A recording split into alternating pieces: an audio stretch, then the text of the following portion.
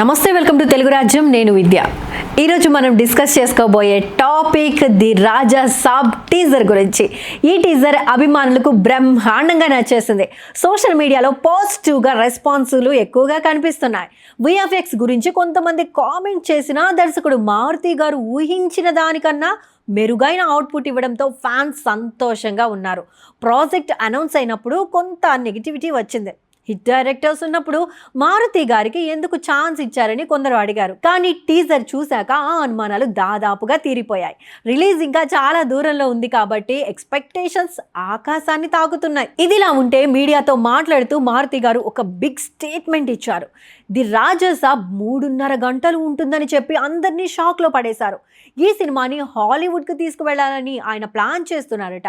కానీ ఇంత lengthy movie అక్కడ వర్కౌట్ అవుతుందా అనే డౌట్ వచ్చింది. అంతేకాదు, డిస్నీ లాంటి సినిమాలను మనం కూడా తీయగలమని రాజా సాబ్ రుజువు చేస్తుందని గట్టిగా చెప్పారు. తర్వాత క్లారిటీ ఇస్తూ అది ఫ్లోలో అన్నాను, నిజానికి 3 గంటలే ఉంటుంది అని చెప్పారు. సో లెంత్ గురించి టెన్షన్ పడాల్సిన అవసరం లేదు. కంటెంట్ బాగుంటే ఆడియన్స్ ఎంతసేపు అయినా థియేటర్లో కూర్చుంటారని పుష్ప 2 చూపించింది. కానీ రాజా సాబ్ ఒక హారర్ కామెడీ డ్రామా కావడంతో యాక్షన్, పాటలు, ఇతర ఎలిమెంట్స్ ఉన్న దెయ్యాల నేపథ్యంలో ఎక్కువ కంటెంట్ ఉంటే కొంత డౌట్ రావచ్చు. అయినా టాలీవుడ్ ప్రేక్షకులకు సినిమా నచ్చితే లెంగ్త్ గురించి పట్టించుకోరు. ఫైనల్ వర్షన్ ఇంకా లాక్ కాలేదు కాబట్టి ఇప్పుడే ఏం చెప్పలేం. కానీ మారుతి గారు ఒక క్లియర్ కట్ అయితే చేశారు, రాజా సాబ్ పార్ట్ 2 ఉండదు అని.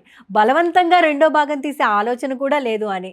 సో ఫ్రెండ్స్, ఇది రాజా సాబ్. ఇది ది రాజా సాబ్ గురించి latest update. Teaser super response, Maruthi గారి క్లారిటీ, ఇంకా చాలా ఎక్స్పెక్ట్ చేయడానికి స్కోప్ ఉంది.